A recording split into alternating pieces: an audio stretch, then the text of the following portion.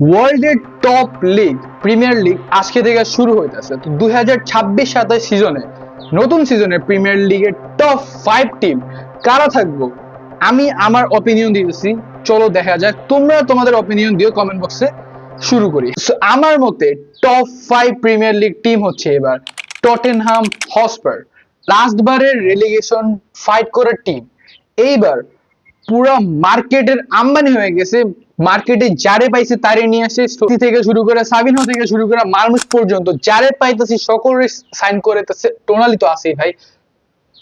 Tottenham Hotspur is going to number 5 and number 4 এ আমি যারা রাখতেছি, যার জার্সি আমি পরে আছি, লিভারপুল লাস্ট সিজনে আর্নে স্লটে সেক করার পরে, লাস্ট সিজন পুরো ব্লান্ডার করার পর এই সিজনে নতুন কোচ, নতুন প্লেয়ার সাইনিং করানোর জন্য যে চেষ্টা করতেছে, যদিও এখনো প্রমিসিং কোনো প্লেয়ার সাইন করতে পারে নাই, বাট রুমার্স আছে Barcola to Liverpool is happening. So if Barcola লিভারপুলের অ্যাটাকিং লাইনে জয়েন হয়, সো লিভারপুলের অ্যাটাকিং লাইন আপ আরো শক্তিশালী হয়ে যাব। ইকি থেকে তো injured Isak and Barcola, they are killed every Premier League defender. Obviously Liverpool should be number 4. So number 3 তে আমি যারে রাখতেছি সেটা হচ্ছে লাস্ট বারের premier league winner, yes, Gunners. The Gunners are on the number 3.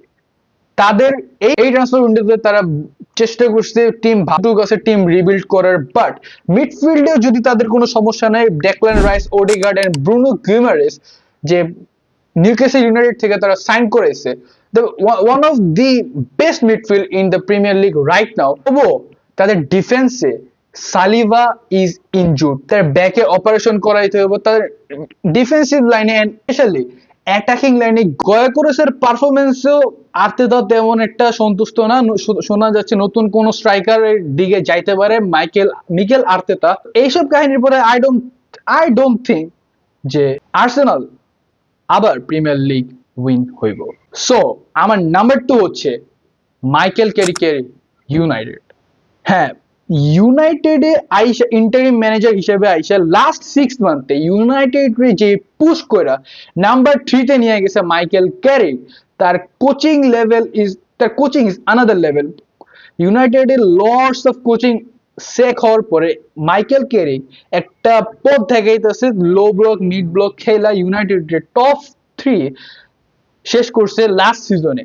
So I hope Michael Carrick and তারা যেই midfield rebuild করছে এবার এই ট্রান্সফার উইন্ডোতে, I hope they should be finish at least number 2। So আমার মতে premier league 26-27 এ winner হইতেছে চেলসি।